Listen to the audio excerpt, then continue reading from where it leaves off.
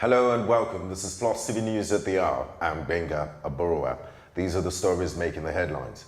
The Nigerian military has confirmed the death of 5 soldiers who were killed in a gunfight with Boko Haram militants in Borno State. The militants waylaid the soldiers. This led to some soldiers unavoidably stepping on explosives during the attack. A number of Boko Haram militants were also killed during the gun battle. The Boko Haram insurgency seems to be still very active despite repeated claims that the attacks are well contained.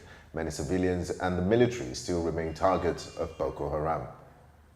The United Labour Congress, ULC, has asked Labour and Employment Minister Chris NGIGE to explain his vagueness on the planned new minimum wage. The minister on Wednesday announced that the new national minimum wage would no longer be paid by the end of September, against an early announcement by the federal government stating that workers will begin to enjoy the new minimum wage in the next 3 months. President of the ULC, Joe Ajero, at a press briefing in Lagos while describing NGIGE's statement as undemocratic and lacking due process, noted that the statement amounted to double speaking on the part of the Nigerian government. He charged government to be more sensitive to the plight of Nigerian workers, adding that the minister's action has created a lot of uncertainty and tension amongst Nigerian workers. Some youths in Nigeria would have cause for celebration as the Nigerian Police Force published the names of candidates who were successful during its recruitment examination. The Joint Admission Matriculation Board (JAMB) carried out the examination, following which the candidates who passed were today, the 1st of June, called up for a medical assessment. The results are up on the police website, and the candidates who made it were instructed to appear for screening at the zonal headquarters in their states of origin between Thursday 31st of May and Sunday June 3rd. Meanwhile, of the 37,000 candidates who wrote the examination, over 5,000 candidates were successful, with the highest number of 308 candidates from Kano State. Katsina follows with 238 candidates. Oyo is third with 225 candidates, while Akwa Ibom is fourth with 194 candidates. To shed more light on the results, Dr. Fabian Benjamin, spokesman for JAMB, spoke to our correspondent Mary Chinda in a telephone interview. What we've done as an agency was to conduct examination for Police Service Commission, and we've done the examination, we're giving them the results. So whatever they do with the result is left for them.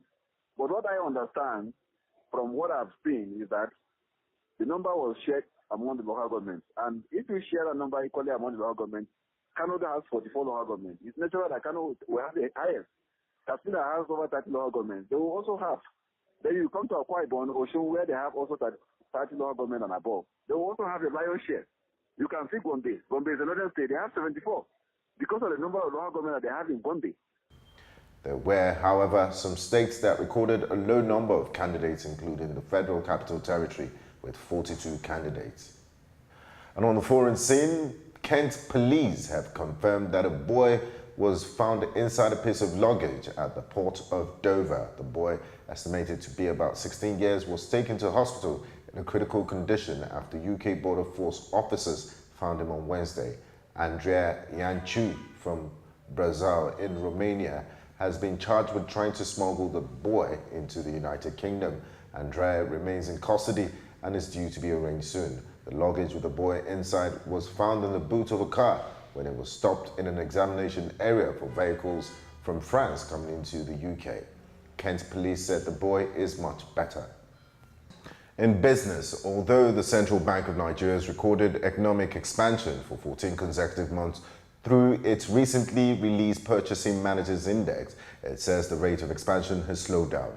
Analytically, a Purchasing Manufacturing Index above 50 points shows that manufacturing and non-manufacturing sectors are said to be expanding, and the opposite when the PMI is below 50 points. According to reports, manufacturing PMI grew at a minus 0.4 base point from 56.9% in April, while the non-manufacturing PMI grew slowly from 57.5% to a minus 0.2 BPT at 57.3%.